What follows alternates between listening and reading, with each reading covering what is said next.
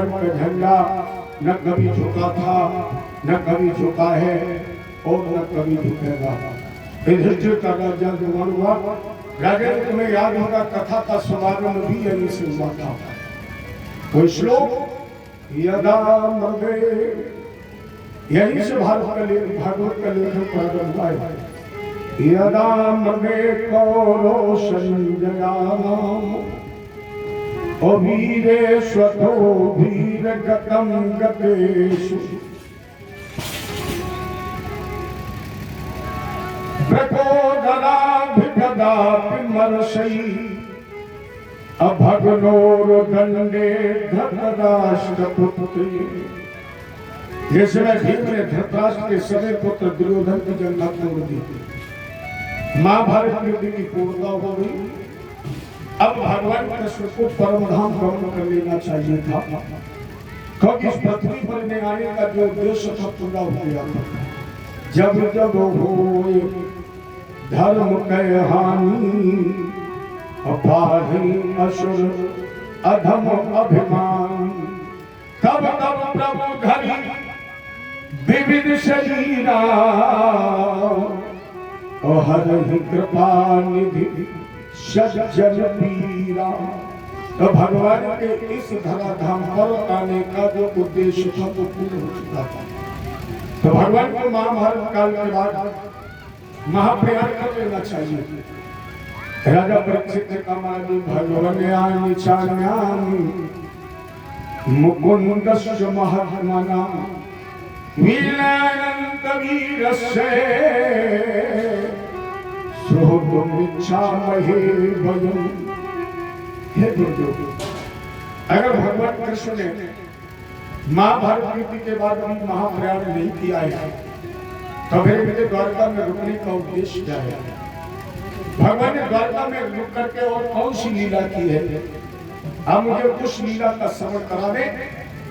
सुखदेव जी बोले राजेंद्र, कृष्णास्यासी सखा कश्चित् ब्राह्मणो ब्रह्म विद्यमा विरक्त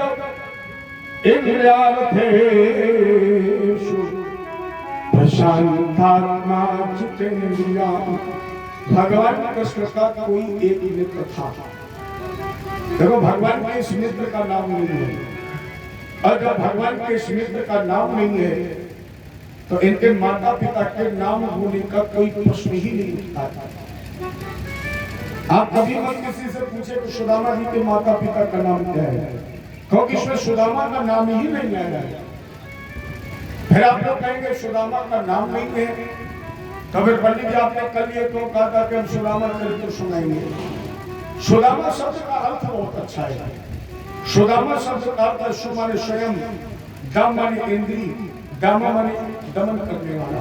जिसने अपनी इंद्रियों का दमन कर लिया है उस जीव का नाम है सुदामा। श्रीमद् भागवत में सुदामा चरित्र की कथा दो अध्याय में है, एक जीवात्मा और दूसरा परमात्मा। एक अध्याय में जीव की व्याकुलता, अधीरता, दीनता का वर्णन है, और दूसरे में हमारे कृष्ण की उदारता का वर्णन है कि जब जीवात्मा परमात्मा से व्याकुल होकर मिल लेता है तो फिर भगवान ने से जीवात्मा के क्या उदारता दिखाते हैं।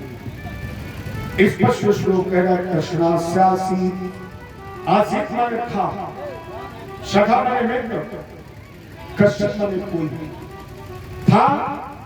कृष्ण का था मित्र कोई ब्रह्म विद्यमान, जो ब्रह्म का विशेषज्ञ था, जो ब्रह्म को जानने वाला था। गृहस्थ होते भी विरक्त इंद्रियार्थेषु, जो इंद्रियों से प्रशांतात्मा। अब भगवान कैसे है और भक्त कैसा है? भगवान के लिए आया शांताकारम। भगवान का स्वरूप कैसा है? शांत। लेकिन भगवान का जो नेत्र है वो शांत नहीं है, प्रशांतात्मा। भगवान शांत आत्मा है, लेकिन भगवान का जो नेत्र वो प्रशांत आत्मा है। जितेंद्रिया, जिसने अपने 5 कर्मेंद्रिय, 5 ज्ञानेंद्रिय और एक मन, इन एकादश इंद्रियों को जीत लिया है, ऐसा भगवान कृष्ण का कोई एक मित्र था। पत्नी का नाम सुशीला, जिन्हें उत्कृष्ट पतिव्रत धर्म का पालन किया है। पतिव्रता पतिव्रता मिलायता बदनेन सा पत्रिद्रासी दमाना सा वे विमाना विक्रम चा। जिसकी पत्नी का नाम सुशीला, जिसने पतिव्रत धर्म का उत्कृष्ट पालन किया है, निर्वहन किया है। क्योंकि अगर सुदामा ने कभी परमात्मा से कुछ नहीं मांगा, तो सुशीला ने कभी अपने पति से कभी कुछ नहीं मांगा। अभाव, गरीबी, कष्ट, यातनाओं में जिसके जीवन का निर्वहन हुआ है, प्यारे जो परमात्मा के मिलन की चाहत में जीवन जीना प्रारंभ करते हैं, भगवान सबसे पहले उसे गरीबी देते हैं। यह कह दिया जाए, परमात्मा जिससे अपना भजन करवाना चाहते हैं, जिसे अपना मित्र बनाना चाहते हैं, जिसे अपने गले से लगाना चाहते हैं, जिसे अपने गले का हार बनाना चाहते हैं, भगवान सबसे पहले उसे कष्ट ही देते हैं, गरीबी देते हैं। कैसे? इसके हम आपको 3 प्रमाण दे रहे हैं। जैसे सुनार सोने को प्राणों से ज्यादा चाहता है, लेकिन सुनार अगर सोने को तिजोरी में बंद करके रख ले, तो क्या सोने की कीमत है? सोने की कीमत कब है? जब सुनार प्राणों से ज्यादा सोने को प्रेम करने के बाद भी आग की भट्टी में झोंक देता है। यही भगवान की दशा है। और वो आग को तब तक बहकाता है, कब तक? जब तक सोना लाल नहीं बनता है। फिर भी सुनार को दया नहीं आती। लोहे की सरासी से पकड़ता है, लोहे की निहाई पर रखता है, और कितनी हथौड़े की चोट करता है। सोना ठंडा हो जाता, फिर झोंकता है, फिर पीटता है। कब तक? जब जब सोने के सारे विकार खत्म नहीं हो जाते हैं, और जब सोना शुद्ध बन जाता है, गहना बन जाता है, और इसके बाद कोई सुनार से कह दे कि अब इसे आग की भट्टी में झोंक दो, तो झोंकेगा। इसके बाद कोई कह दे कि अब इस पर हथौड़ा मार दो, मारेगा। उसी तरह भगवान अपने भक्त को जब गले का हार बनाना चाहते हैं, तो गरीबी रूपी आग की भट्टी में झोंक देते हैं, कष्ट रूपी हथौड़े से, शासी रूपी यातना से दबाकर ठोकते हैं। और ये क्रिया तब तक, अरे भैया, भगवान को 2 ही चीजें तो प्यारी हैं, एक तो भक्त और दूसरे भात। भगवान को 2 ही चीजें प्यारी। भगवान ने जहां भी भोग लगाया, भात का लगाया, और भक्त को भगवान ने गले लगाया, क्योंकि दोनों की दशा एक ही है। भात भी ऐसे नहीं बनता है। कितना धान को कूटा जाता है, कितना चुराया पकाया जाता है, तब भात बनता है। उसी तरह भक्त को पहले कूटा जाता है। या दूसरी तरह आपने देखा होगा, कुम्हार जब मिट्टी का घड़ा बनाता है, तो कितना कूटता है, कितना छानता है, कितना रौंदता है, फिर भी दया नहीं आती। एक मिट्टी के लोटे को लेकर एक हाथ में लेता मुगल, अब वो ठोकना प्रारंभ करता है। क्या उस मिट्टी के लोटे को बेरहम बन करके ठोकता है? अगर बेरहम बन करके उसने चोट की होती, तो मिट्टी कभी घड़ा नहीं बनती।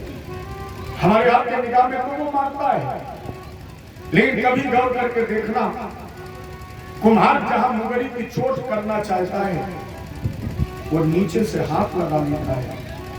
नीचे से हाथ लगाता तब चोट करता है।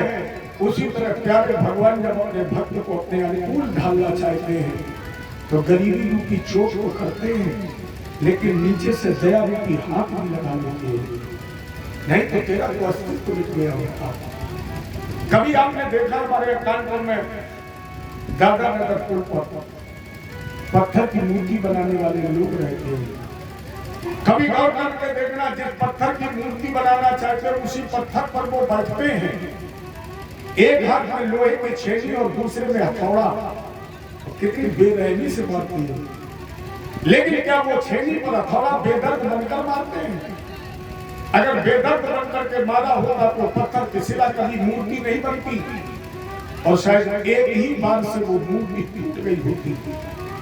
मूर्तिकार जो मूर्ति पत्थर की शिला में बनाना चाहता है वो पहले अपने हृदय में बनाता है और हृदय की उस मूर्ति को आग की पुतली में बसा लेता है और ऐसे बचाता है कि आग में बसी हुई उस मूर्ति को छेनी और हथौड़े से तराश कर ढाल देता है। जिस तरह एक मूर्तिकार छेनी और हथौड़े से मूर्ति तराशता है, उसी तरह भगवान गरीबी रूपी छेनी और दुख रूपी हथौड़े से तुझे तराशने के तब तक चोट करते हैं जब तक अपने अनुकूल तुझे मूर्ति का रूप नहीं दे देते।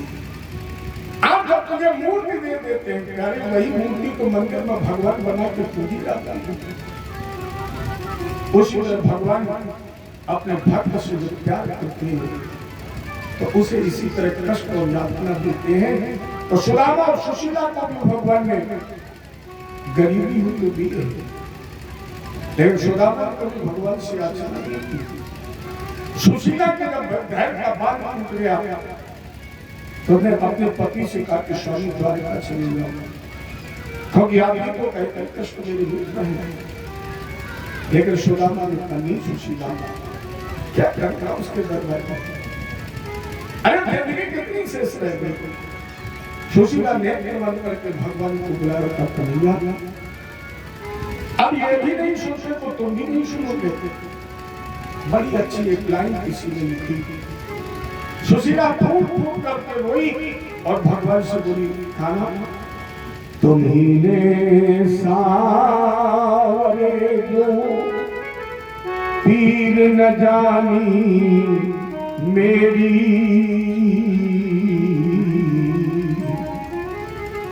तुम्ही सावरे जो पीर न जानी मेरी, तुम्ही सावरे जो पीर न जानी मेरी, तुम्ही सावरे जो पीर न जानी मेरी, सुनेगा कौन, सुनेगा कौन करे कहानी मेरी,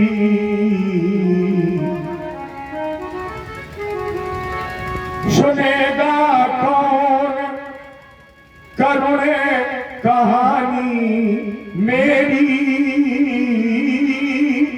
सुनेगा कौन करे कहानी मेरी, तुम्ही सावरी जो पीर न जानी मेरी, तुम्ही सावरी लाग समझाई अपनी परेशानी तुम्हें, लाख समझाई अपनी परेशानी तुम्हें, आहरे भाग्य तुम्हें एक न मानी मेरी, आहरे भाग्य तुम्हें एक न मानी मेरी, तुम्ही सावरी, आहरे भाग्य तूने एक न मानी मेरी, आहरे भाग्य तूने एक न मानी मेरी, तुम्ही सावरे जो पीर न जानी मेरी।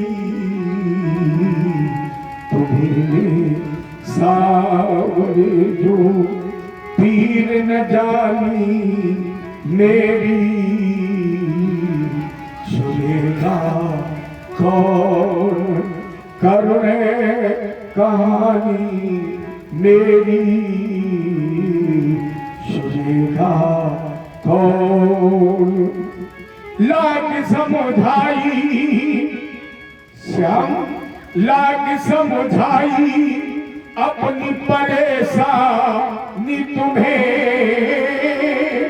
लाग समझाई अपनी परेशानी तुम्हें, लेकिन अरे भाग्य तुमने एक न मानी मेरी,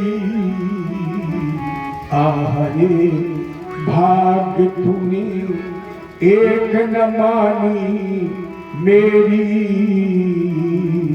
तुम्हें सावरी जो पीर न जानी मेरी, तुम्हें सावरी।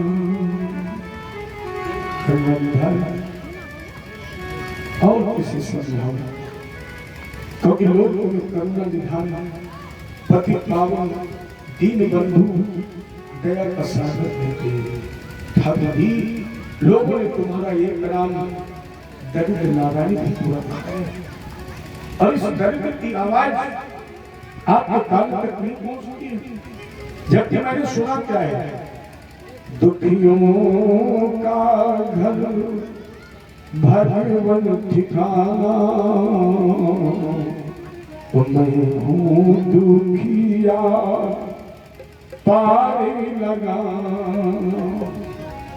दुखियों का घर भगवन ठिकाना, मैं हूँ दुखिया पारे लगा। कोई नहीं जो दुखों से छुड़ाए, कोई नहीं जो दुखों से छुड़ाए, दुखी लाल भूखों से आकर बचाए, आकर बचा लो, आकर बचा लो, करो ना बहाना, मैं हूँ दुखिया पाए लगा। इतना नहीं ठाकुर जी, और भी लोगों ने कहा है। मैं आपसे आत्मभाव से निवेदन कर रही हूँ, क्योंकि मेरे पति ने तो कह दिया कृष्ण के नाम पर अगर सुशीला तुम बलिदान हो रही हो तो मुझे मंजूर है, कृष्ण के नाम पर मेरे बच्चे भी भेंट चढ़ जाए मुझे स्वीकार है, और केवल कृष्ण के नाम पर सुशीला तुम नहीं, बच्चे नहीं, अगर ये सुदामा भी बलिदान हो जाए तब एक ही आवाज आएगी, श्याम श्याम मेरे प्यारे मोहन गरीबी में आओ, मेरे प्यारे मोहन गरीबी में आओ,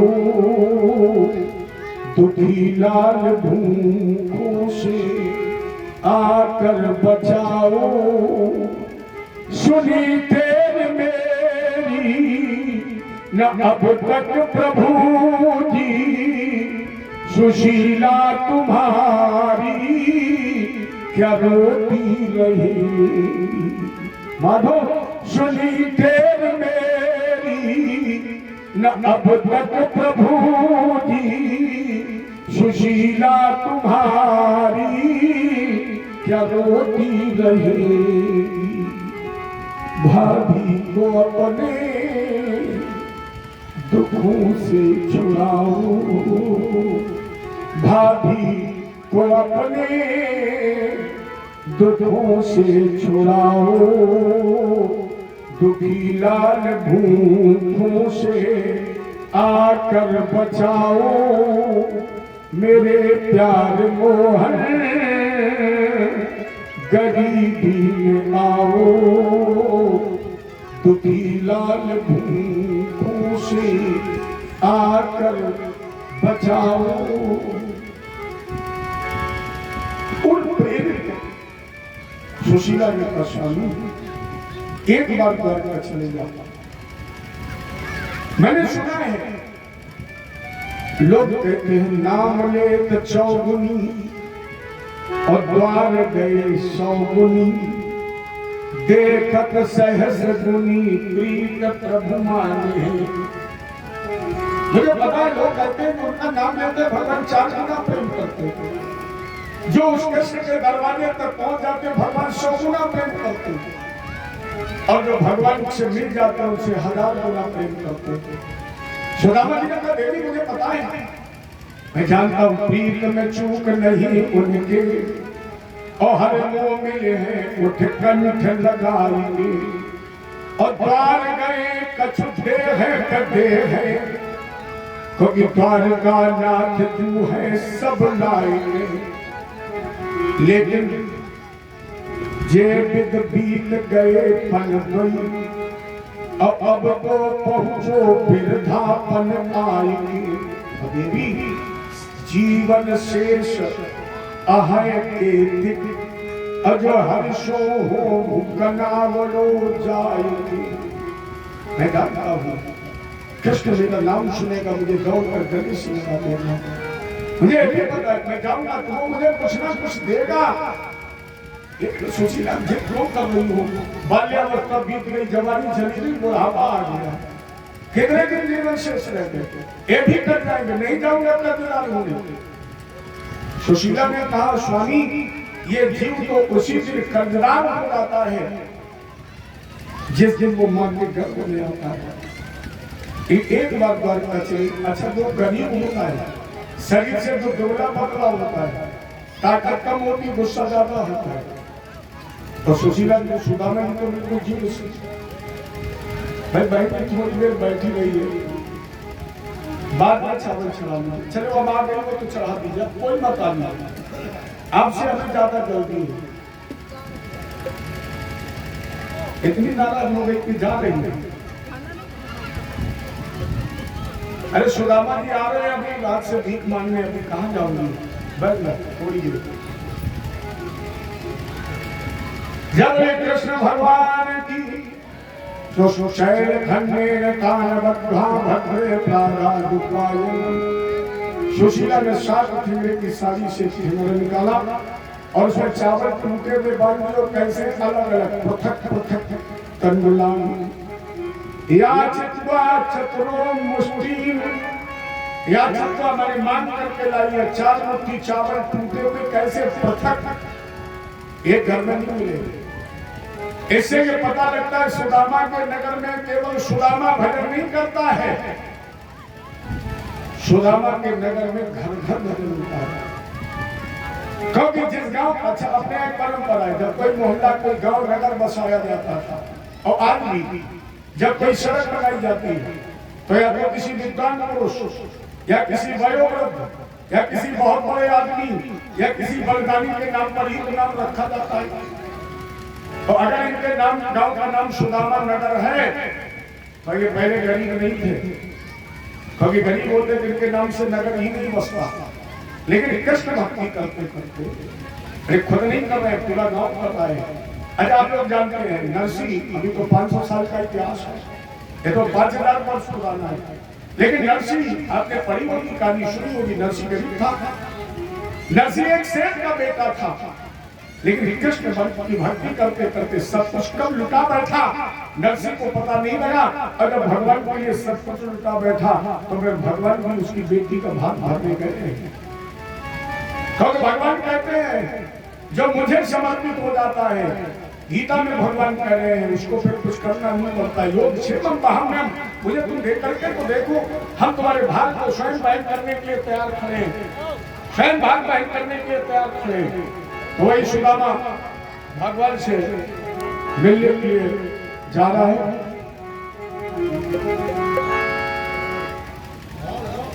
सुदामा